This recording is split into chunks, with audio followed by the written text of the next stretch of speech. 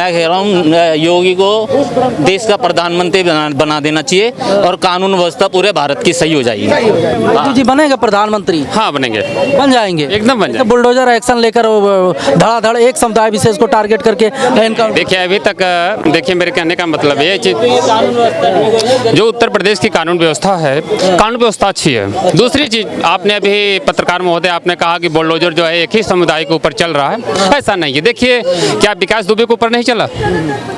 सिर्फ विकास दुबे तो वायरल है भाई, विकास दुबे उसके बाद जो है जितना बुलडोजर चलता है सिर्फ एक समुदाय विशेष को लेकर। नहीं, देखिए जो गलत काम कर रहे हैं उनके घर के ऊपर बुलडोजर चल रहा है, और बुलडोजर चलना भी जायज है।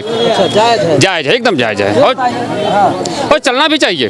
चलना चाहिए। न्यायपालिका को हाशिए पर रखकर जो है जब मर्जी तब बुलडोजर चला। नहीं, देखिए जो भी देखो, जो लोग जो लीगल हैं उन्हें डरने की कोई जरूरत नहीं है। जो अनलीगल हैं, जो सरकारी प्रॉपर्टी को कब्जा करके बैठे हैं, अगर उन पर चल रहा है तो क्या दिक्कत है? मान लो कोई चोरी कर रहा है, बदमाशी कर रहा है, डकैती कर रहा है, रेप कर रहा है, अगर उनके घर के ऊपर बुलडोजर चल रहा है तो चलना चाहिए।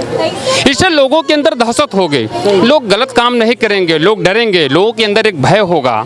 देखिए कोर्ट में मामला है, सुप्रीम कोर्ट ने देख लो लंबित कर। नहीं, सुप्रीम कोर्ट में जो मामला है, सुप्रीम कोर्ट ने शाम को FIR लिखे, सुबह जो है आक्रमण, बुलडोजर पहुंच गया, इनकाउंटर हो गया। हाँ देखिए, अगर गलत किया है तभी तो इनकाउंटर उसका होगा ना। अगर वो गलत अगर नहीं करता तो इनकाउंटर क्यों होता? हम कहते हैं बुलडोजर आपके घर पे क्यों नहीं चल जाता? एक मिनट, क्या कहना चाह रहे हैं भाई साहब? मैं ये कह रहा, बुलडोजर की बात कर रहे हैं, मैं तो ये कह रहा हूँ कि भारत सरकार से इस पूरे देश की जनता को बुलडोजर चलाना सिखा दो। समय आ चुका है, चुनिंदा ड्राइवर नहीं चाहिए हमें, यहाँ घर के एक ड्राइवर बुलडोजर का होना चाहिए। जब ही इनकी समझ में आएगी, क्योंकि स्कूलों में के माध्यम से या कोचिंग के माध्यम से या अलग से कोई सेंटर करके पब्लिक को भी बुलडोजर चलाना सिखाओ, क्योंकि वो अपनी सुरक्षा अपने आप करनी भी सीख के। इसी बात को तो लेकर कह रहे हैं भाईचारा खत्म है भारत में। जब से बीजेपी आई भाईचारा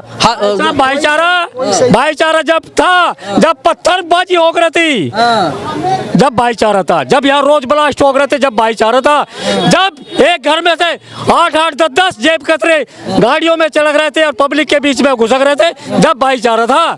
तो आज भाईचारा नहीं है, क्योंकि आज सारे 2 नंबर के धंधे खत्म।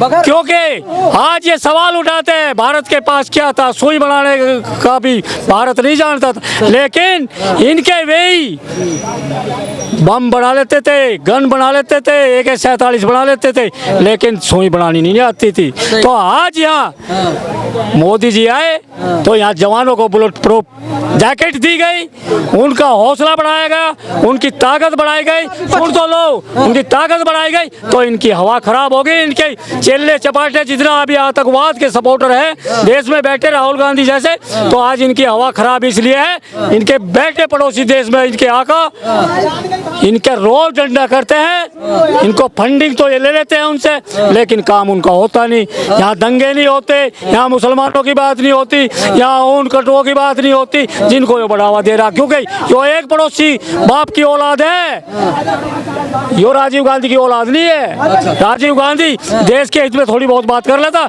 यो पड़ोसी कटुए की औलाद है और राहुल गांधी। शब्दों का मर्यादा रखिए, ऐसा नहीं मानेंगे। जब से बीजेपी आई है तब से भाईचारा खत्म हमारे देश में है ना, इस भारत में।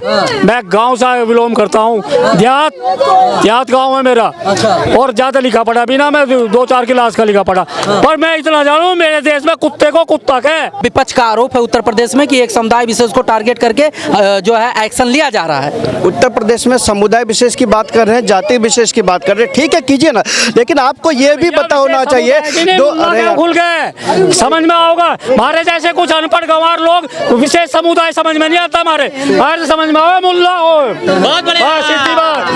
देखिए जाति और समुदाय की बात कर रहे हैं ना, तो 2017 से पहले आपको देखना होगा जिला दर जिला बटा होता था, जिला दर जिला बटा होता था। वो यादव का जिला, वो खान का जिला, वो इसका जिला, वहाँ से हफ्ता वो उठाएगा, वहाँ से हफ्ता वो उठाएगा, वहाँ की बहु बेटियों की इज्जत वो लूटेगा, वहाँ की बेटियों को वो उठाने का काम करेगा। साहब बटे होते थे, नेताओं का इलाका बटा होता था, ये सपा के राज में था। और साहब आप जानते हैं, आप कह रहे हैं ना गायत्री प्रजापति, अतीक अहमद खान, भूल भूल गए क्या? अरे साहब, कानपुर में जो गाड़ी पलटी थी वो तो मुसलमान नहीं था। योगी के राज में धर्म देखकर, जातियां देखकर कभी फैसला नहीं होता। बेटियों के सम्मान को देखकर न्याय होता है। अगर बेटियों के सम्मान के ऊपर किसी ने आंच उठाई, चाहे वो मोहित खान हो या नवाब सिंह यादव हो, या नवाब सिंह यादव हो या मोहित खान हो, या जात का यादव हो या धर्म का मुसलमान हो, बेटियों के ऊपर जिसने आंखें उठाई, योगी जी ने उसके दरवाजे तोड़ने का। बात को तो लेकर समस्या है। सुल्तानपुर वाले जो चोरी वाला मैटर जो है उसमें कह रहे हैं कि सिर्फ यादव था इसलिए उसको इनकाउंटर कर दिया और बाकी जो विशेष जात के थे उनको छोड़ दिया गया। उस यादव के ऊपर 1 लाख रुपए का इनाम था। कितने का? 1 लाख रुपए का। अब वो नहीं बताएंगे कि वो किसके इशारे पर लूटमार करता था, वो किसके इशारे पर लूटने का काम करता था, ये तो नहीं बताएंगे ना। जिसको लूटा होगा, जिस दलित परिवार को लूटा होगा, जिस गरीब परिवार को, क्योंकि अमीर को तो लूटने की हिम्मत नहीं, उनके पास तो गाड़ियां होती है, उनके पास तो सिक्योरिटी होती है, उनके पास तो असला होता है, गन होता है, बारूद होता है। लूटा किसे जाता है? किसकी इज्जतों के साथ खेला जाता है? लूटा जाता है गरीबों के साथ, लूटा जाता है मध्यम वर्गीयों के साथ। मध्यम वर्गीयों में दलित परिवार आता है, मध्यम वर्गीयों में छोटी जाति के लोग आते हैं, जिसको आपके नेताओं ने बांटने का काम किया। तभी तो कहते हैं ना, जिसकी जितनी हिस्सेदारी उसकी उतनी भागीदारी। पहले ही बांट दो, दलित को छोटा कर दो, पिछड़ों को छोटा कर दो, आदिवासियों को छोटा कर दो, तब जाकर इनकी बहन बेटियों के साथ दुर्व्यवहार करो। और जब इनकी बहन बेटियों के साथ दुर्व्यवहार करोगे तो ये लोग आवाज नहीं उठाएंगे, क्योंकि ये लोग पहले से बटे हुए हैं।